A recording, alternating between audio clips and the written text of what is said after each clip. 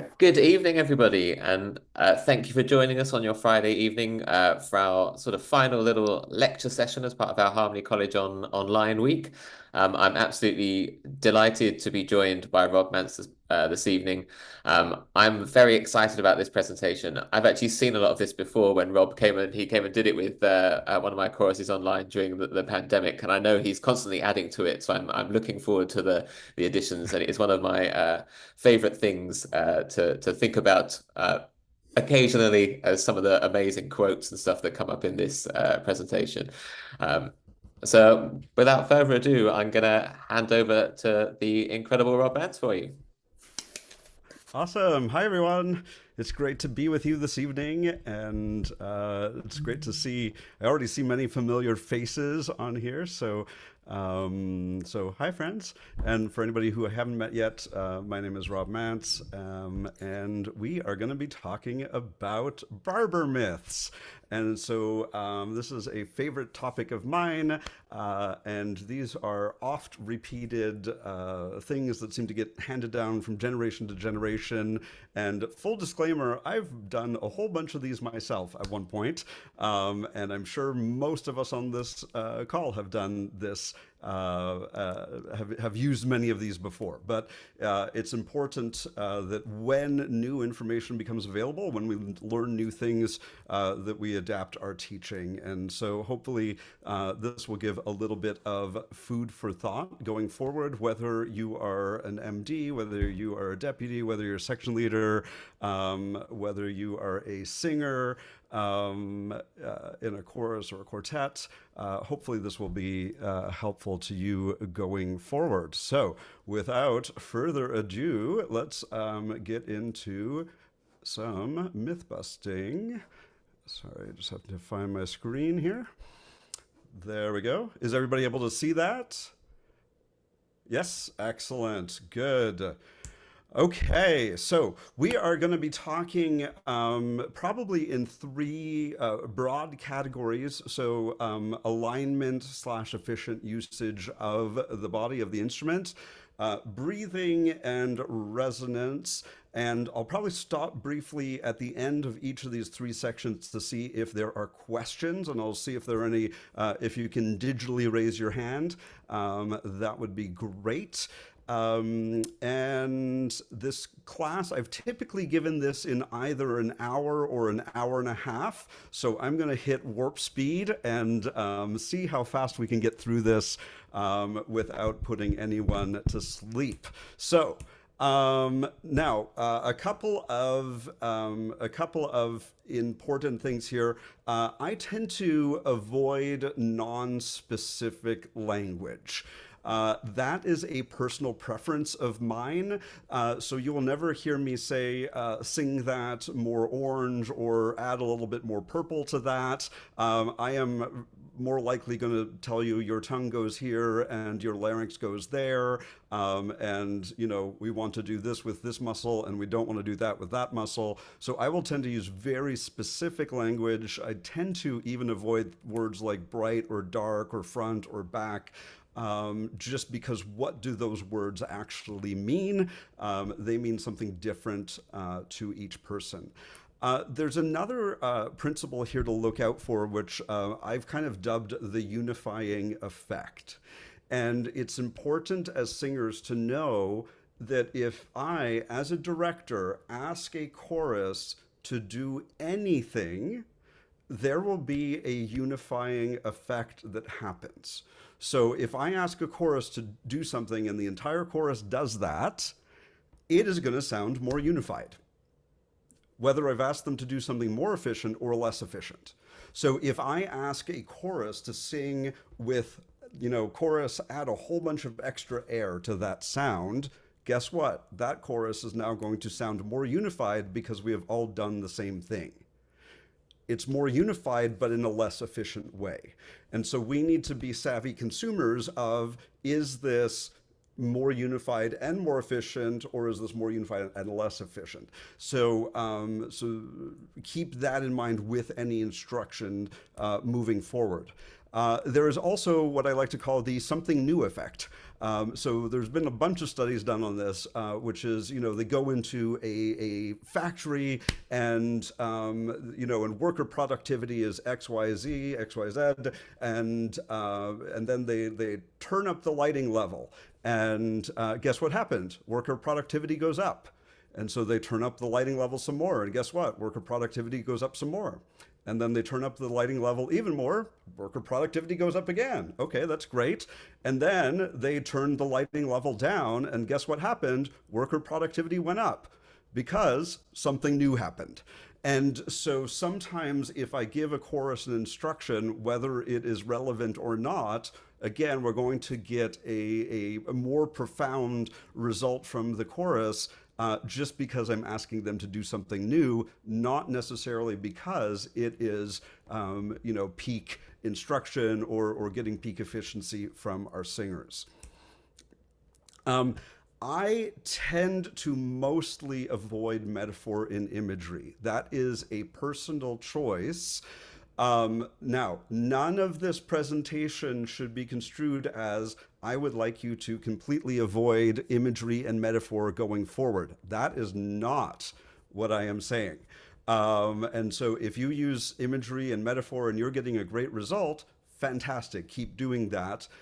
As long as both you, the instructor, and the singer you're working with, or singers you're working with, have a very full understanding that this is imagery or metaphor and not reality. So if I tell Simon, sing out of your third eyeball, and the sound gets so much better, I'm going to keep telling Simon, sing out of your third eyeball, as long as Simon knows that we're talking in images and metaphor and not in reality. So I have had to do a lot of hand-holding over the years of people who have said, I've tried to do this for the last 40 years, and literally some people having tears streaming down their face, and me literally having to hold their hand and be like, well, there's a reason you haven't been able to accomplish that. And somebody used an image or a metaphor at some point, and they've been trying to do that for the last 40 years, and it's not something that you can actually accomplish. So if we are going to use metaphor and imagery, be very specific about that. Do we want to stand up straight? No, we are a collection of curvy parts. Do we want to stand up straight? Absolutely not. Do we want to straighten the spine? No, the spine is an S-curve. It is the body's shock absorber. So we do not want to artificially straighten any part of our instrument. In fact, everybody, if you want to make yourself really straighten up your instrument right now, and how does your body feel when you do that? Probably more tense. And again, tension is going to be the enemy of the free voice. So we want to avoid any extra tension. What do we want to do is we want to get points of alignment one over the other. So we want to get the middle of the ankle bone. So here we have two people looking at the side and the skeleton. So the middle of the ankle bone. And then if you find on yourself your hip bones, there's a high point to the hip bones. There's a crest kind of around where the seam of your shirt might be. Find where the highest part of your hip bones is. And so we want to get that over the middle of the ankles. We want to find the highest part of the shoulders and get that over the highest part of the hips, over the middle of the ankles.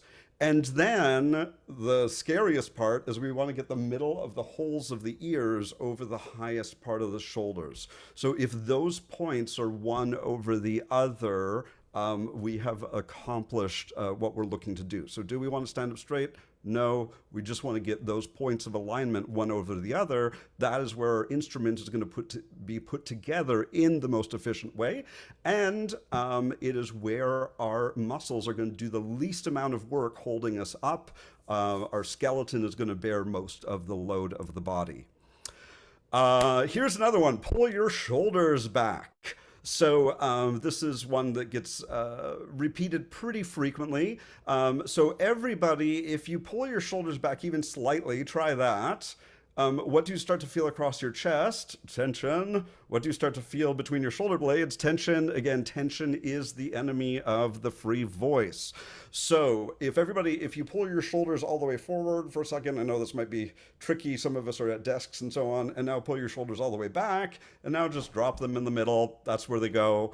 So unless you're somebody who walks around with a very kind of hunched over, caved in posture, do we want to bring the shoulders back? Absolutely not. We just want them chilling in the middle without any elevation to them whatsoever. Here is one that I used to use quite frequently. Pull your head and or sternum up by a string.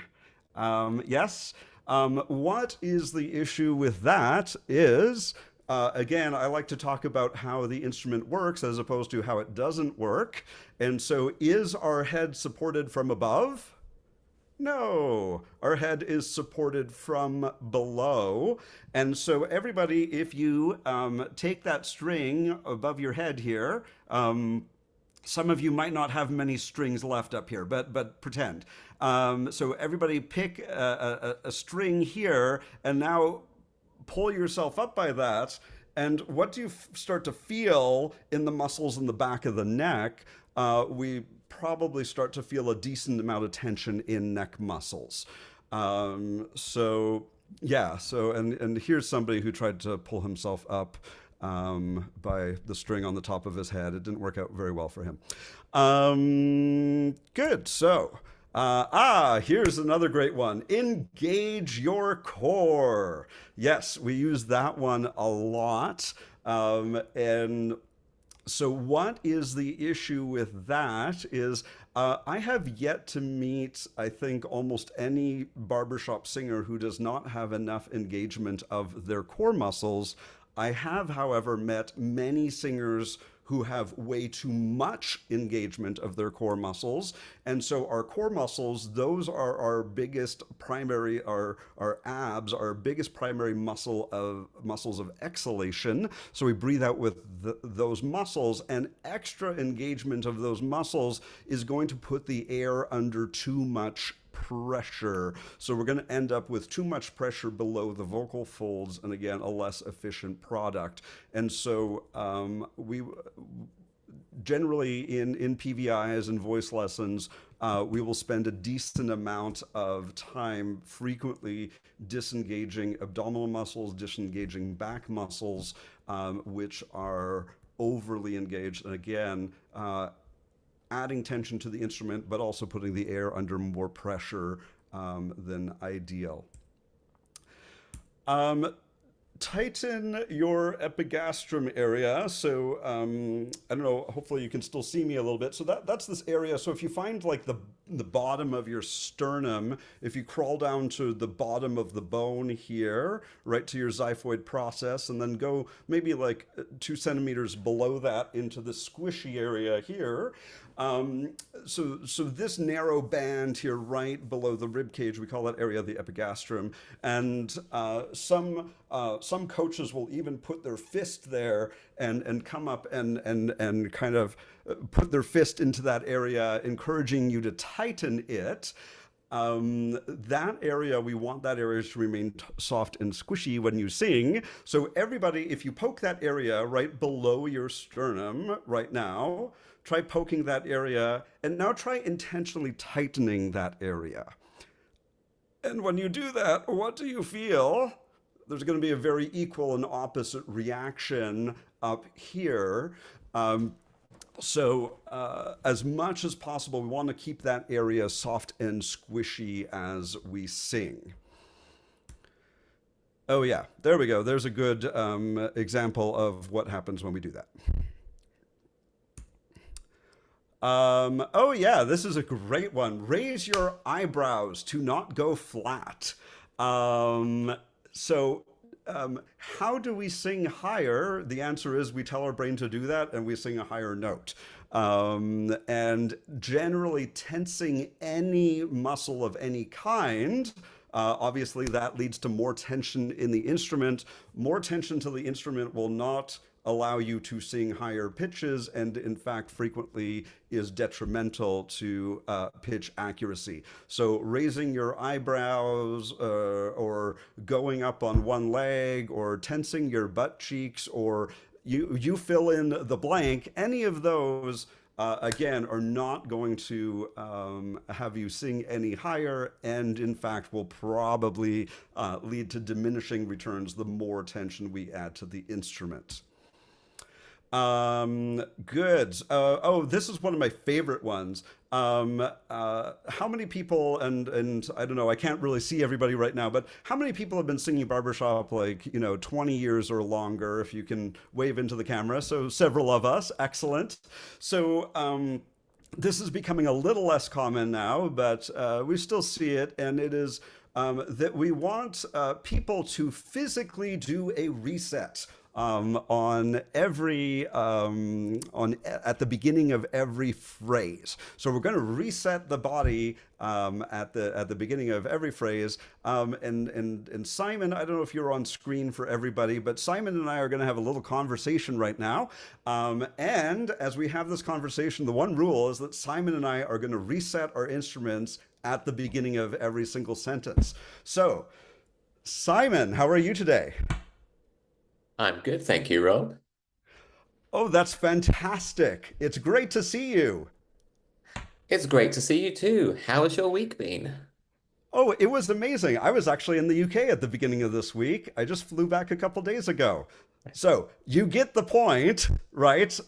A round of applause for Simon. Very good. Yeah,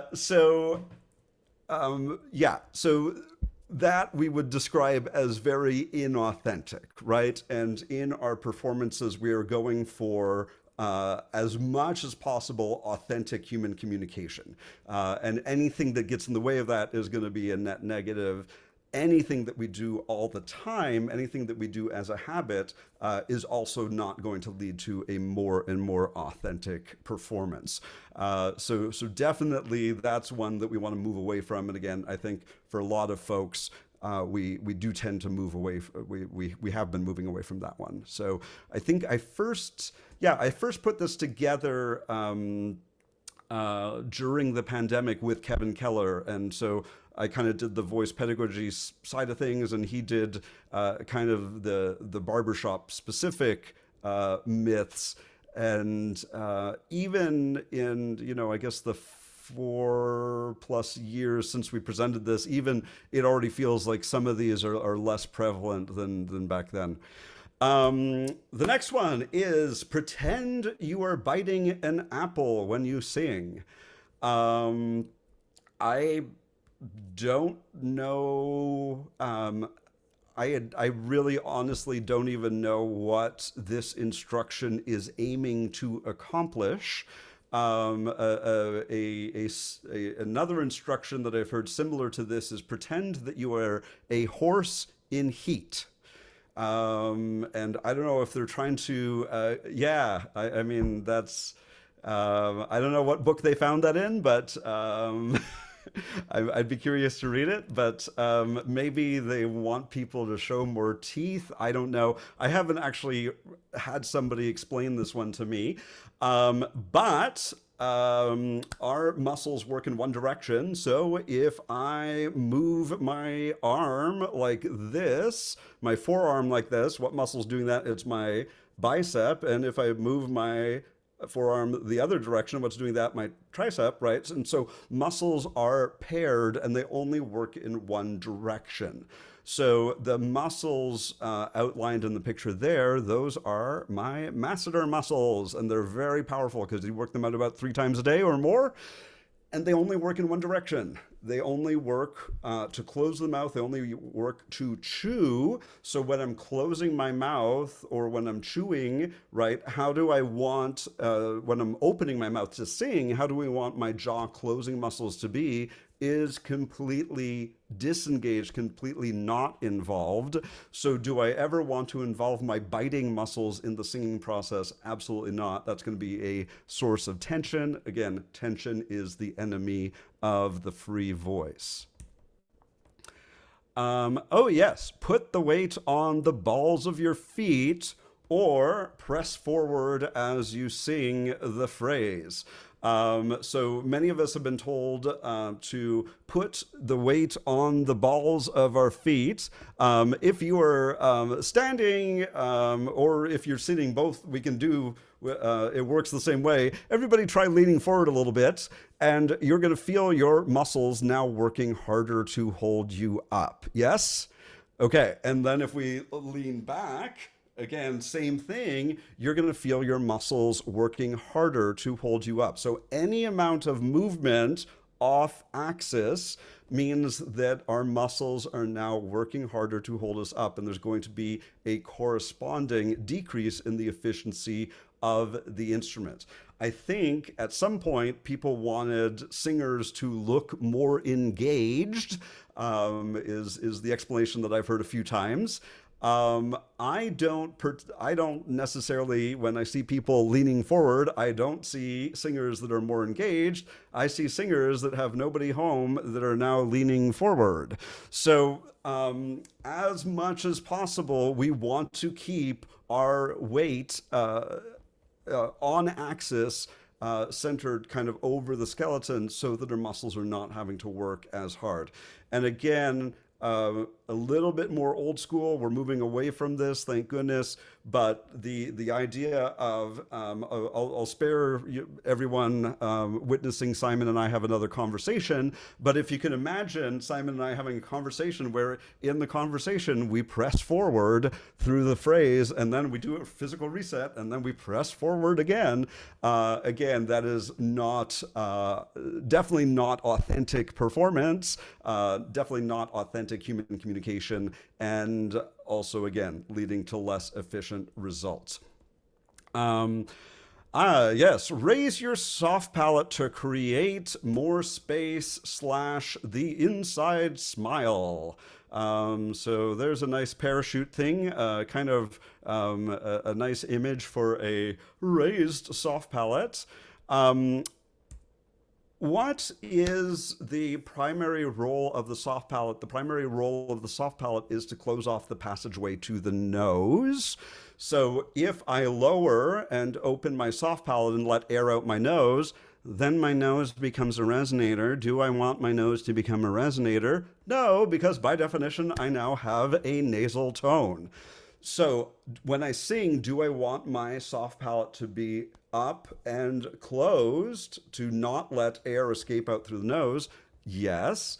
And again, every time we swallow, our soft palate will raise and close, directing food and drink down toward your esophagus until I tell a hilarious joke and you're drinking water. And what happens? You start to laugh. You have a soft palate malfunction, and part of the contents of your mouth come out your nose. Yes, so if we did not have a working soft palate, every time you swallowed, some of the contents of your mouth would come out your nose, which is kind of awkward. But thankful for all of us, we do have a working soft palate. So do we want the soft palate raised and closed when we sing? Yes, because we don't want air coming out our nose, because then the nose becomes a resonator. Do we want the nose to become a resonator? No, because now we have nasality in our sound. What is the danger is because we've talked about the soft palate obsessively in the barbershop world, is a bunch of our singers, some of them may be baritones, are overachievers, and guess what, have now gone too far. So everybody poke straight up, kind of on the underside of your chin. Yeah, on the underside of your chin. So this is the root, the soft squishy area here. This is the root of the tongue. At rest, you should be able to feel that soft and squishy. Now, while poking straight up, everybody push your tongue into the roof of your mouth really hard. And what do you feel happen with the root of the tongue? It gets hard and depresses, yes? At all times when we sing, we want the root of the tongue to remain soft and squishy. So now everybody poke the root of their tongue one more time. And now what I'd like you to do is I'd like you to raise your soft palate. And now I'd like you to raise it higher. And now I'd like you to raise it higher even more. And what starts to happen is the root of the tongue tightens up. So some of the muscles that help raise the soft palate are also connected to the tongue. And so, do we want to raise the soft palate? Yes, because we don't want nasality in our sound. Do we want to over raise the soft palate? No, because we are going to get tongue tension. So, a general rule that I like to follow is if we are not hearing nasality in somebody's sound, their soft palate is high enough. Cool? Cool. All right. Myth, open your throat. How many of us have heard this one before? Open your throat. Here is the lovely reality about that. We have a grand total of 0 throat opening muscles. You literally cannot accomplish this because these muscles do not exist. We do have swallowing muscles. We do have constrictor muscles, which can get involved. We want to leave those alone. But if you are actively trying to open your throat, we are probably adding tension to a task that literally cannot be accomplished. If there is some involvement in our swallowing muscles, for example, in the singing process, that's something we might want to address. But again, open your throat is an instruction that you'll never hear coming out of me again, just because those muscles quite literally do not exist. This is a fun one. And one thing I meant to say is that some of these myths will tend to be more popular in different areas. And some of these you may have heard before. Some of these you're like, what on earth? And some of these you might have not heard yet, but you will hear 2 years from now. This one is an interesting one. So this generally happens when we get a chorus of singers or a room full of singers and say, okay, everybody, let's sing this chord. And we sing this chord. Okay, great. That was wonderful. And now, chorus, let's sing this chord and keep singing. And as you keep singing, everybody bend over at the waist. And then once and then as you're singing, keep singing, and now come back up. And miraculously, the sound is going to be amazingly better. And sure enough, very frequently it is. And so there are probably a couple of things going on here. One is that a good rule of thumb is that if we want to avoid tension, try moving whatever it is we're trying to loosen up. If you can freely move something, we know there's an absence of tension there. And so by moving the instrument, we may have accomplished a reduction of tension in the instrument. Also, as people come back up, very frequently they come back into a better aligned position, which might lead to a more efficient result. And then there's also just the effect of somebody suggesting that something is going to work and the chorus now trying harder. And, and again, there is the suggestion of we're going to find a much bigger sound actually occurs. And the interesting thing about this barber myth is that anytime that I've seen this one demonstrated, whoever is demonstrating it cannot actually explain why the sound got better, nor are the singers then given instruction on how they can replicate that without bending over. And most of our songs that we perform on stage do not involve bending over at the waist. So even the effectiveness of that might be questionable, shall we say. We just want to keep our points of alignment one over the other. That is where we're going to create our most efficient sound. Before we go on, let me check the chat. Ooh, I don't know that, let's see. I don't know that my cursor is going to allow that to happen. So,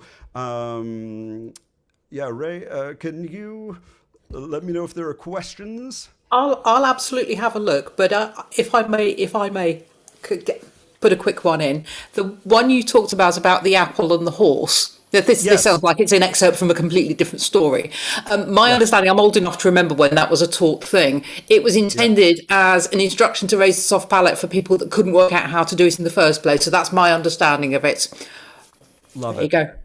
So, okay. But I will keep a look at. I've had no questions in the chat. And nobody else has a hand up. So, yeah, I think Okay. we're good to go. Great. So either I'm being super clear or I've put everyone to sleep. Either way, we're good to go on. So, fabulous. Yeah. And again, just remember that if we're not hearing nasality, again, chances are your soft palate is high enough and we don't need to talk about it. And again, barbershoppers, we tend to get obsessive about different subjects. So again, if you're not hearing nasality, probably don't need to be talking about the soft palate. Breathing. This is a great one. Sing from your diaphragm. How many of us have heard that one before? So the diaphragm is a muscle, and like any other muscle, it is a one-way street. It moves in one direction.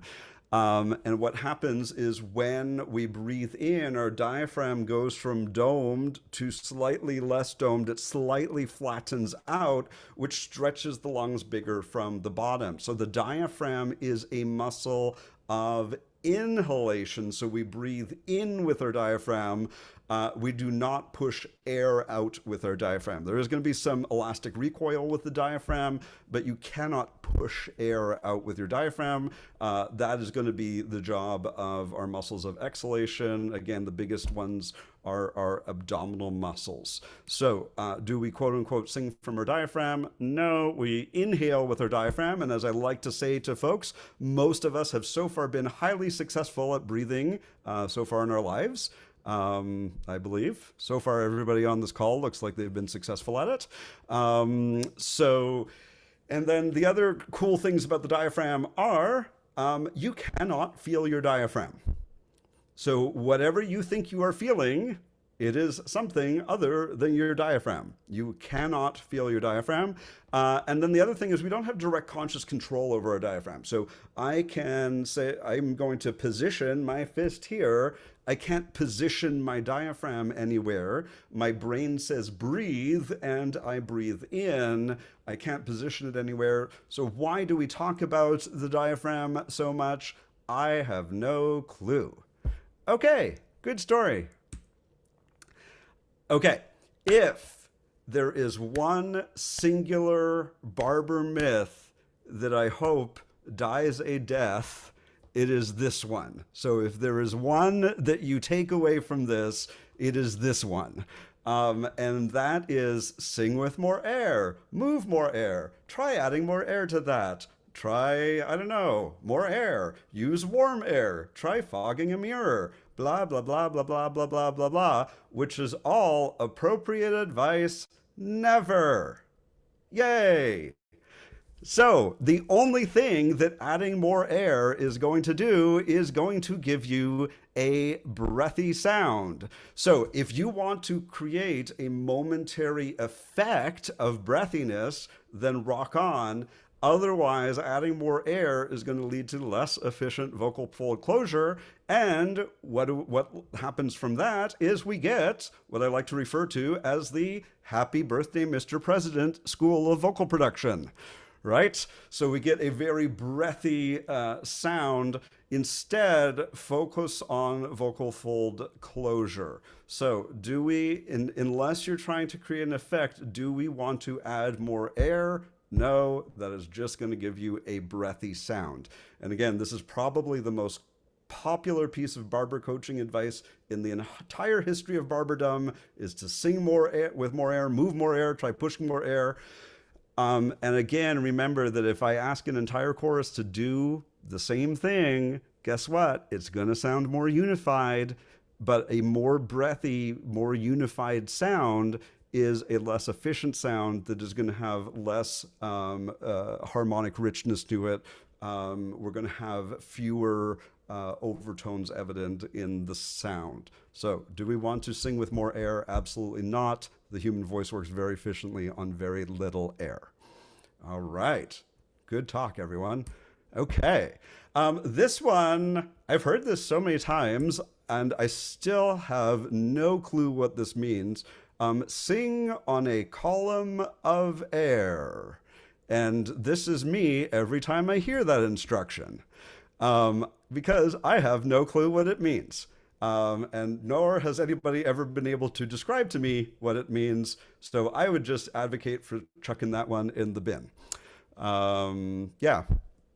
So anyway, if somebody write me an email if you know what that instruction means. Again, I would advocate for avoiding instruction that just fills space, and I think that this is one of them. Oh, this is a phenomenal one.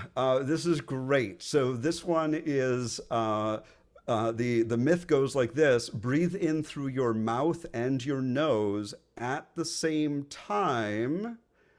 So everybody try breathing in through your mouth only. Cool. Now try breathing in through your nose only. Good. Now try breathing in through your mouth and your nose at the same time. Try that. We can do it. It kind of feels weird, but we can do it. It even has a name sometimes. It's sometimes referred to as the quote-unquote two-pronged breath.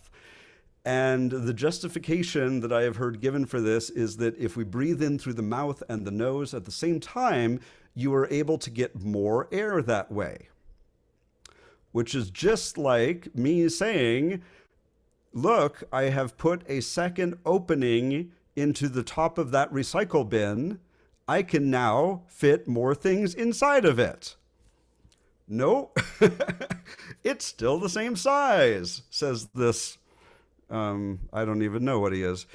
But he is correct. So it is the size of the container that dictates how much we can fit inside something. Your lungs are still the same size. So whether it goes in through your nose, whether it goes in through your mouth, whether it goes in through your mouth and your nose at the same time, you will take in the same amount of air. Your lungs are still the exact same size.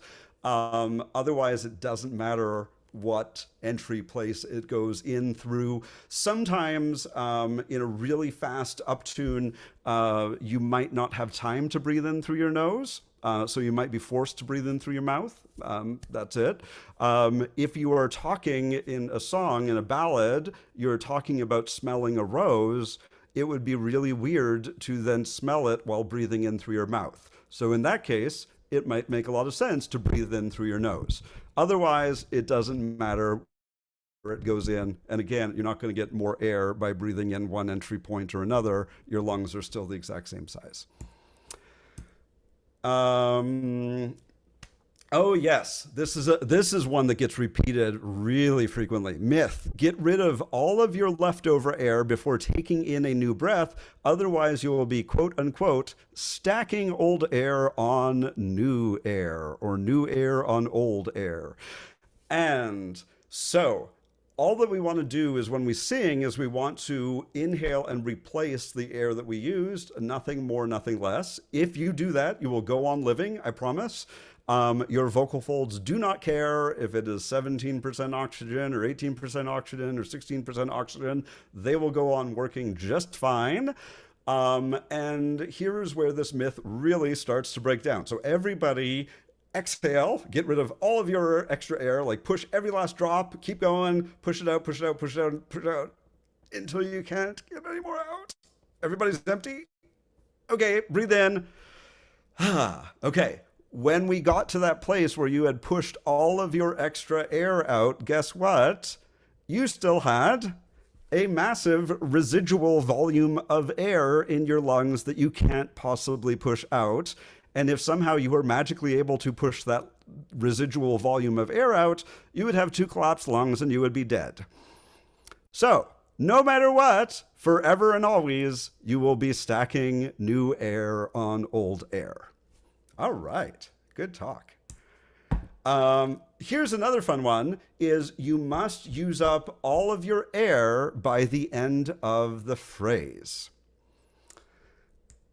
I like to give it the rough equivalence of, if you're in London and you're in your car, you need to use up all the petrol in your tank, whether you are driving to Manchester or whether you are driving down the street to the convenience store. So it is the functioning of the instrument that determines how much we go through. It's not the length of the journey, right? So if driving a few blocks, you're out of petrol, you have a very sickly vehicle at that point, right?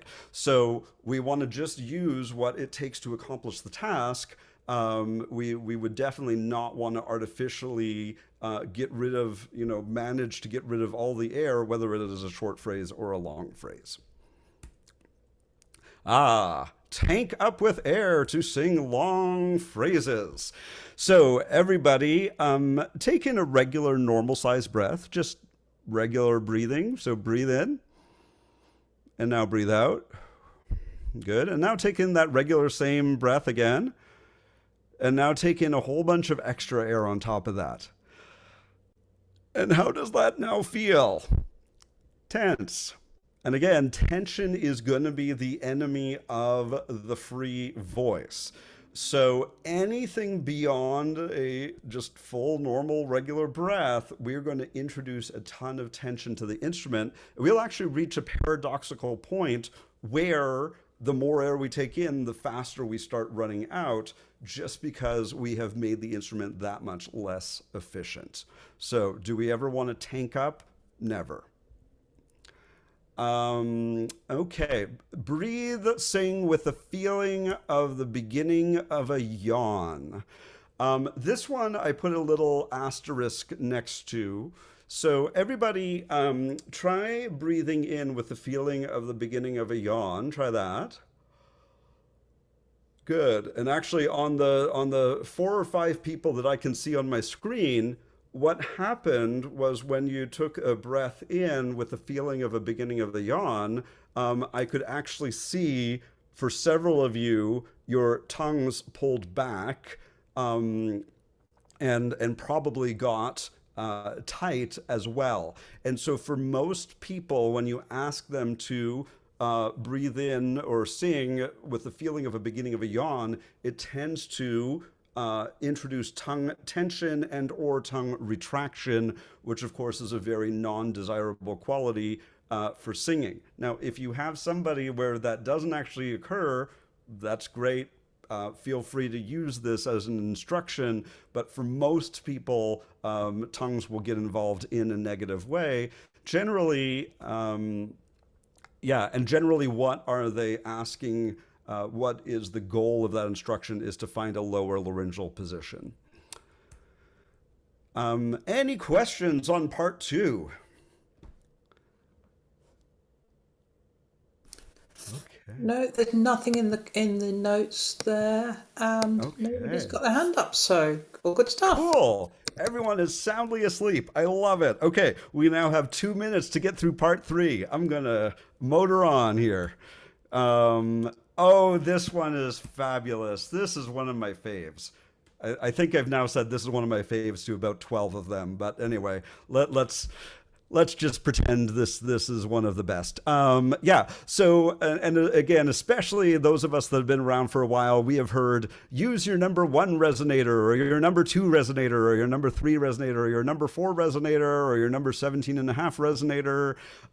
We have one resonator in the human voice, and it is the tubing of our instrument. So just like a trumpet resonates in the tube of the instrument, where do we resonate? In the tube of the instrument. You might feel vibrations in other parts of your body. We're not really concerned with that. What are we concerned with is the shape and consistency of the tube. So what is the tube? The throat and the mouth. Together, the throat and the mouth, we call that the vocal tract.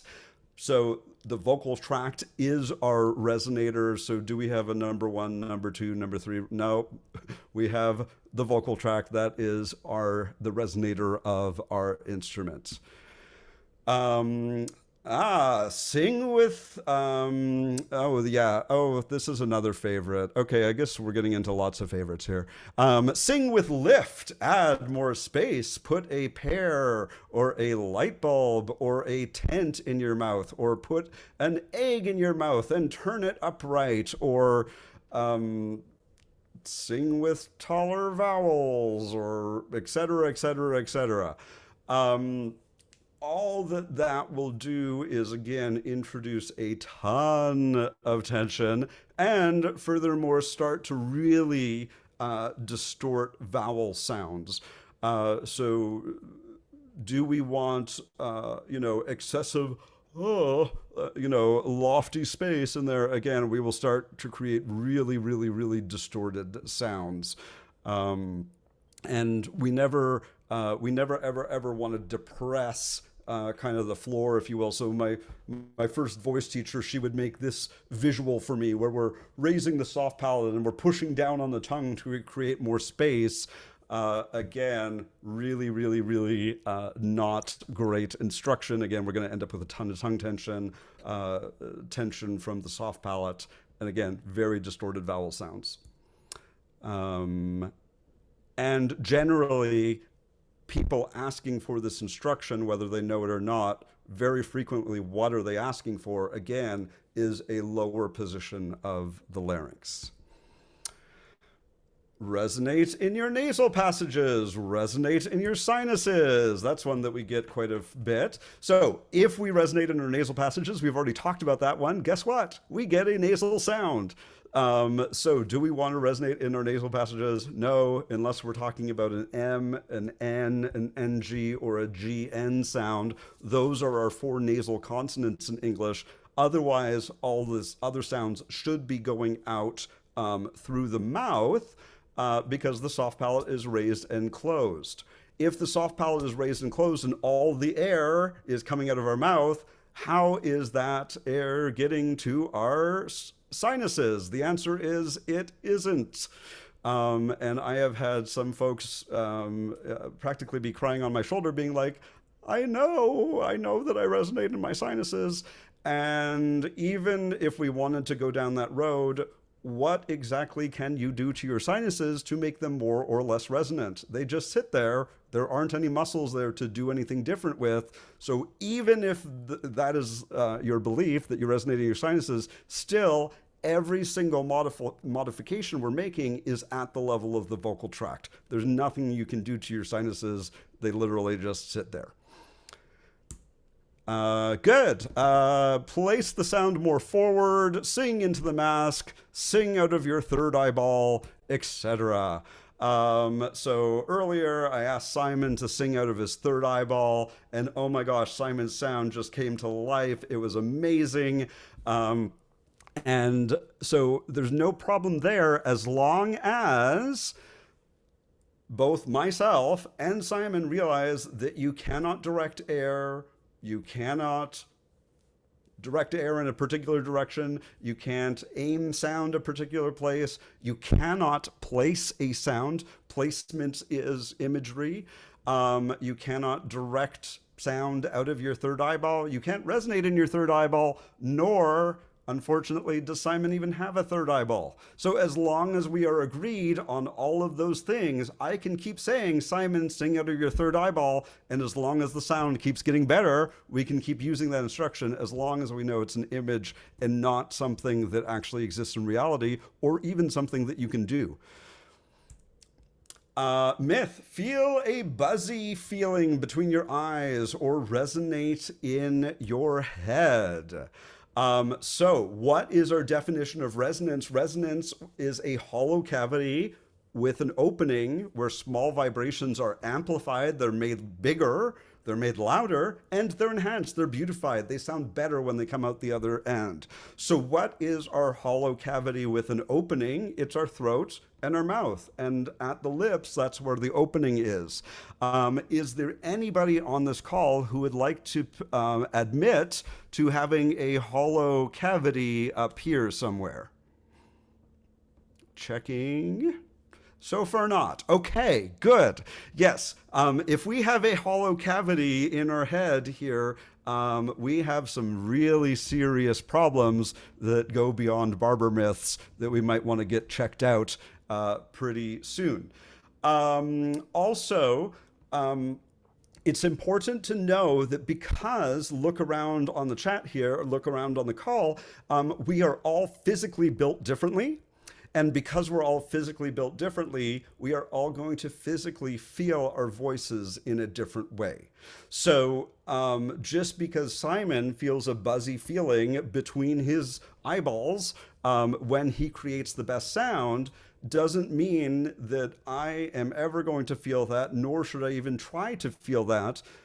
Because of how I'm built, I might not feel the same thing, nor is it even something I should strive for. So we're all going to feel our voice in a different way. Now, if you feel something with yourself that every time you're at your peak voice, you feel that way, use that as a diagnostic for yourself. But again, it's not something where, okay, chorus, everybody feels something between your eyes, because there will be many singers that feel that, and there will be many singers that don't.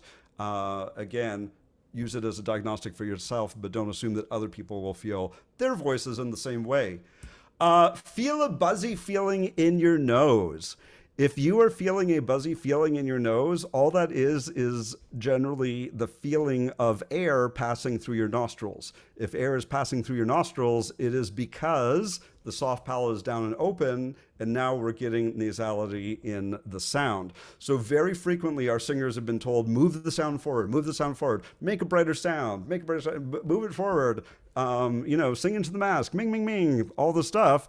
They've been told that for so long. Many of our singers experiment until they feel something, and they experiment until they actually get this buzzy feeling in their nose. And again, what is that buzzy sensation?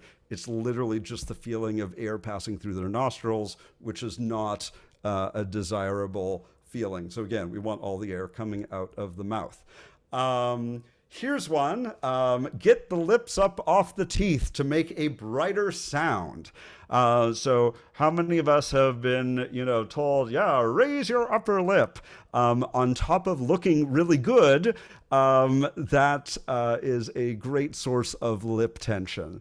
So again, generally, if we want a brighter sound, we're going to be talking about moving the highest part of the tongue relative to the roof of the mouth more forward in the mouth. So we want just kind of, again, relaxed lips. Any extra tension, again, is going to mean tension in the voice. Let's see. Open your mouth. Oh yeah, this is a great one. Open your mouth so you can get 2 or 3 or 4 fingers between your teeth. I grew up in a children's choir where I was told to sing like this, which was great. So everybody just say like the words, I love you. Try that. Now everybody either do it or pretend you're sticking 3 or 4 fingers in your mouth and say the same words. And yeah, and how did that sound? Probably pretty distorted, right? So again, it's not the size of the opening that we're after here. Again, so much of the sound that we make is dictated by what's going on in the tubing, and again, not by the size of the opening, and exaggerating the size of the opening is going to distort sounds. And again, yeah, as this lovely person says, vowels? What vowels? Blend your voices. Sound like your neighbor. Sound like your section leader. Sound like your favorite, Queen of Harmony or Harmony Queen or gold medalist singer. What is the problem with that is we are all built differently. We all have different sounding speaking voices. Try as we might, we will forever and always have different sounding singing voices. And to try to sound like something other than we are, is asking us to manipulate away from our most efficient sound and to try to become something we never will be. When do our voices create the best ensemble sound?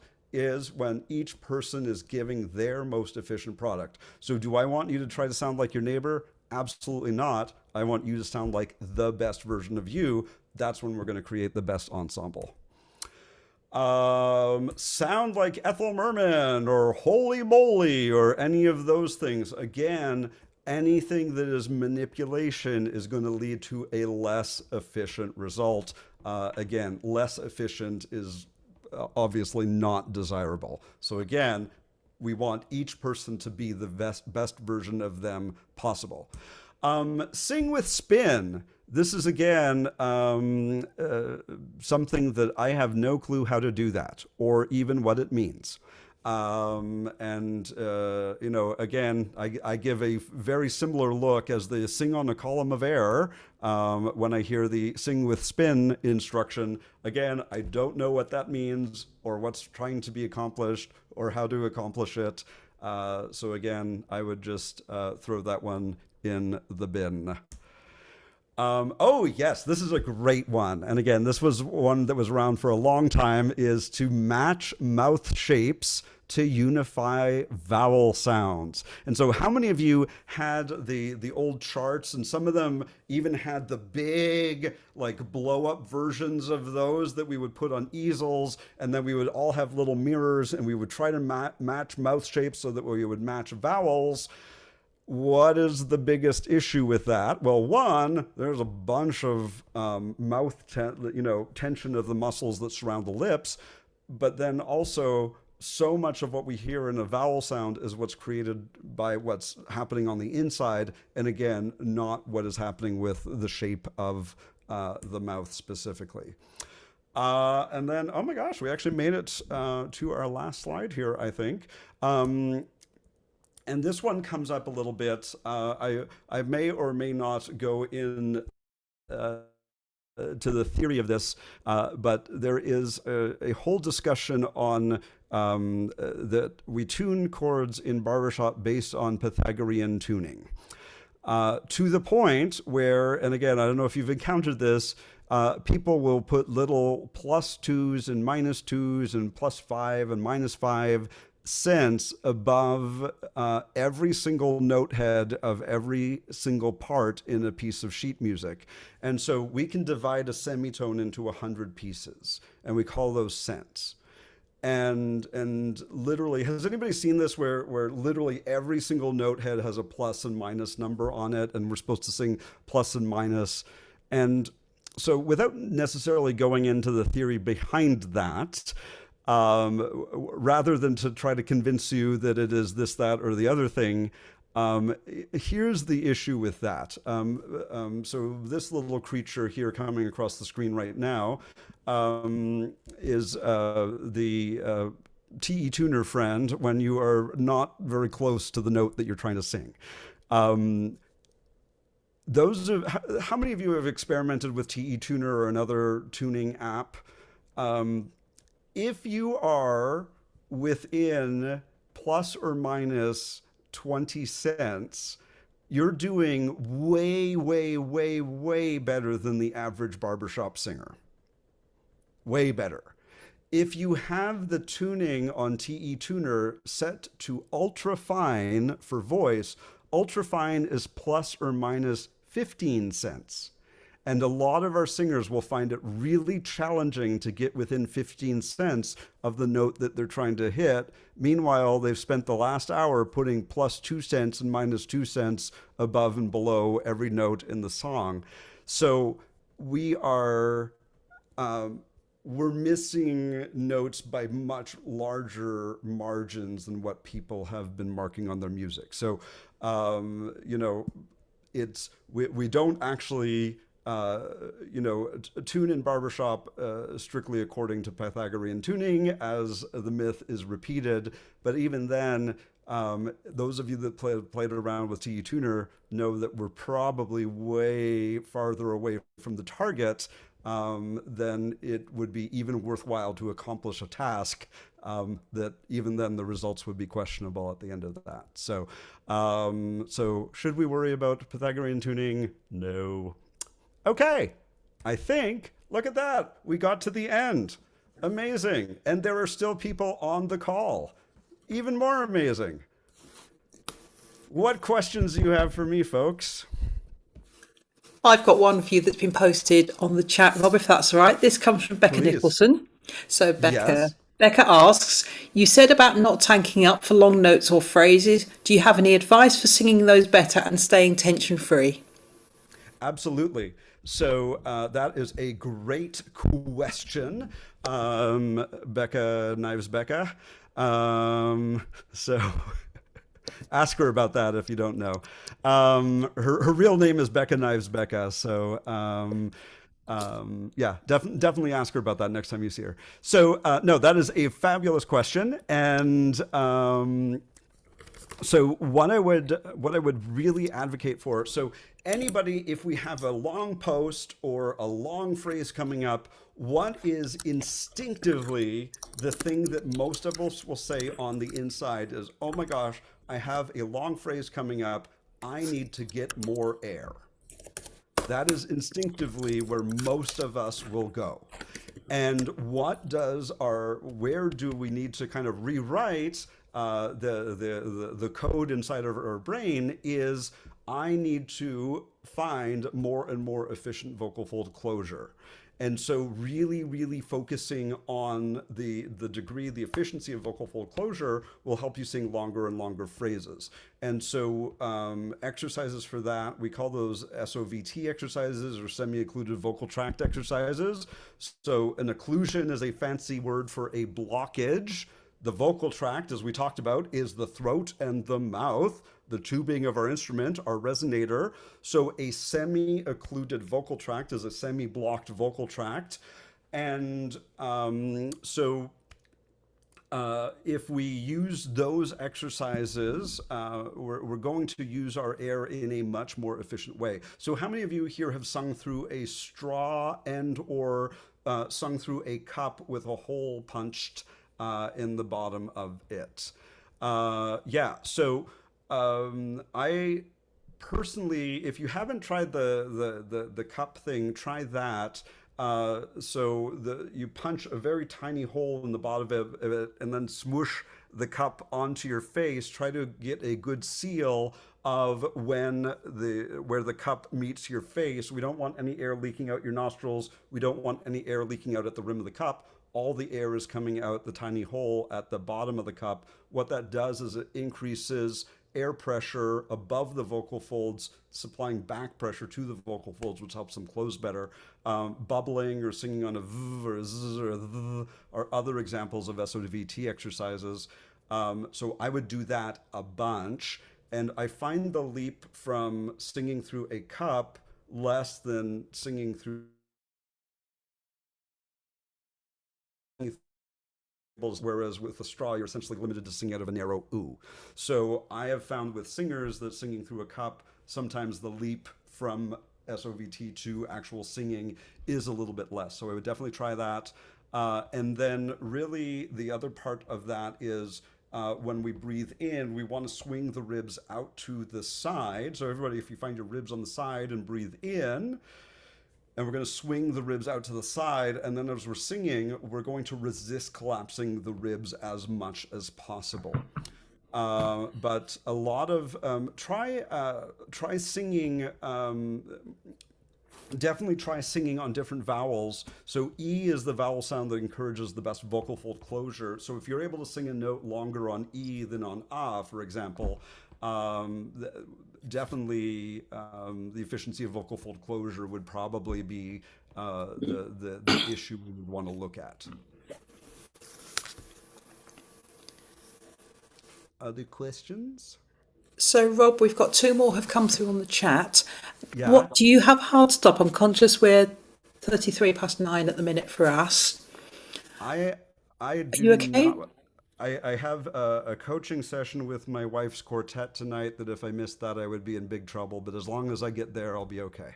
I think we'll make sure of that because we're on a time zone and Okay. we're a lot later than Yes. you are. Fantastic. Yes. Okay, so first Absolutely. one is from Jenny Freed then, and that is Yeah. how do we judge for ourselves if something is a myth?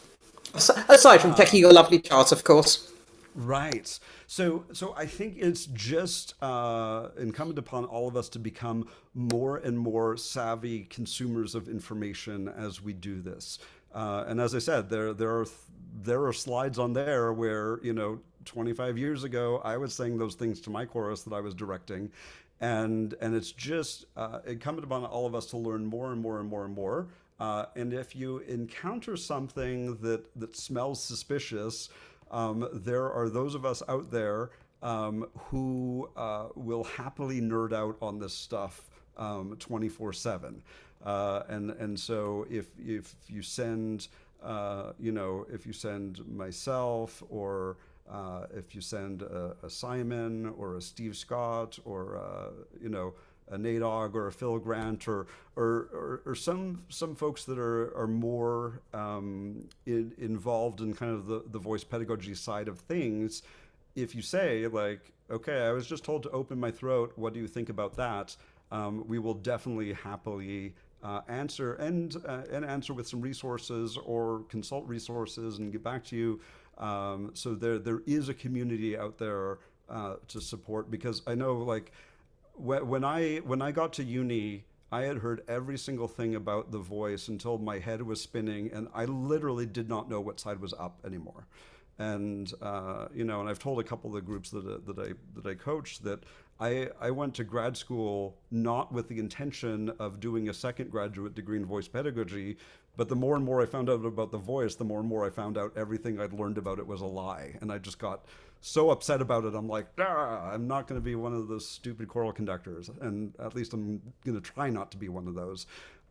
Because again, there are a lot of folks out there who are really great musicians and really great conductors and have really great intentions, and then mess up generations of singers. And I think it's just really, really, the advice that I try to follow is do no harm. And I think as much as possible, any of us that are section leaders or coaches or MDs or deputies, that we all follow that we really invest in. We are not going to do harm to other people's voices, or even to our own voices, and that we're going to continue to educate ourselves.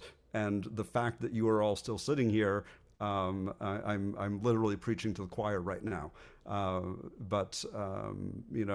think it just, attending things like this, becoming more and more savvy consumers of information, we are going to be presented with, in any discipline. Many of you have jobs in different fields. You will go see presentations in your own fields where you have opposing viewpoints that are presented. So we have to decipher between that information, and anything we do. Singing is exactly the same.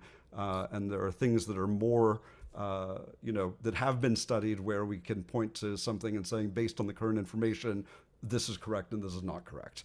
But I would say use the resources that are out there. Those of us that love talking about this, it's sometimes tough to get us to shut up about it. So that, in a summary, that's buy you a drink at a bar, is it? Yeah, I've hit the nail on it. Right, okay. So we've got one more question that's come in. Thank you very much for your questions. And this is from Demelza, who says, "What do you tell people who put tension on the voice to reach high notes?" That's a great question. I think that the place that I frequently start from is, where is that tension? What is the origin of that tension?